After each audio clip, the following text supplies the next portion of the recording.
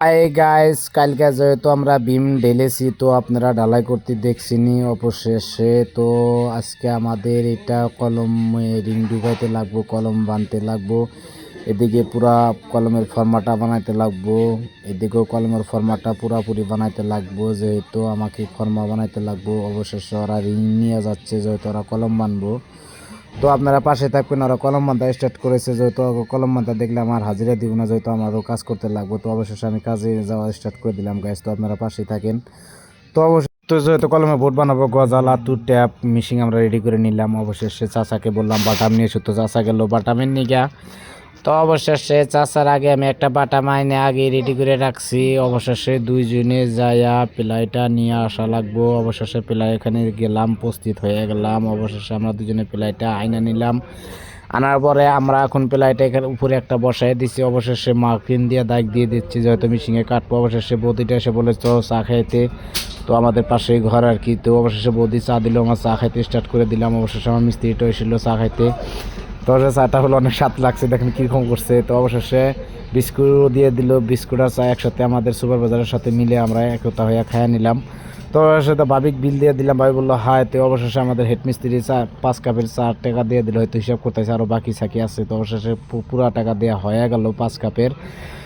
তো অবশেষে ফাইনালি এখন আগে মার্কিন দিয়ে গেছিলাম, অবশেষে এখন প্লাইটা কেটে দিচ্ছে আর কি। অবশেষে আমাদের প্লাই কাটা হয়ে গেল। তো আপনারা দেখতেই পাচ্ছেন। তো অবশেষে আমি এরকম 2টা বাটাম উপরে দিয়ে অলরেডি 8-9টা বোট বানায় ফেলেছি গাইস। তো আপনারা দেখতে পাচ্ছেন।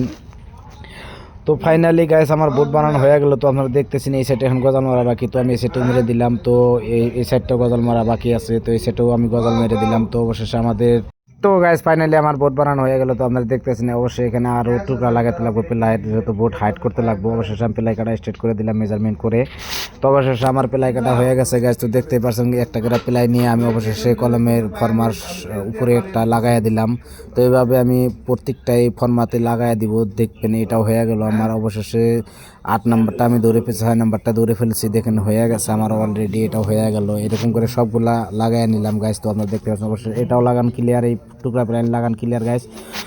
তো অবশেষে এই বাটামগুলো আমার কাটতে লাগবে, যেহেতু বাটাম না কাটলে আমাদের অসুবিধা হবে। তো অবশেষে আমি এরকম করে বোর্ডটা উল্টে নিয়ে অবশেষে 6টা বাটাম কেটে নিলাম।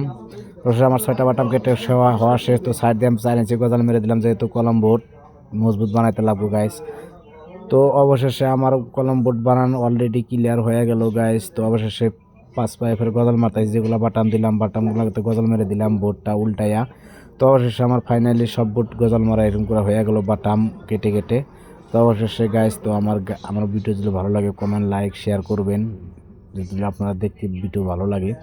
তো ফাইনালি আমরা রুটি করবো আজকে, কাজ নেই আর কি, জোগাড় আর কোনো বস্তু নেই আর কি। 4টা বেজে গেছে অলরেডি। আমি রুটির একটা ফিরিয়া বানিয়ে নিলাম গাছ, দেখতে পাচ্ছেন অলরেডি আমার ফিরিয়াটা রেডি হয়ে গেছে। তো দেখেন কীরকম হলে ফিরিয়াটা কমেন্টে জানাবেন।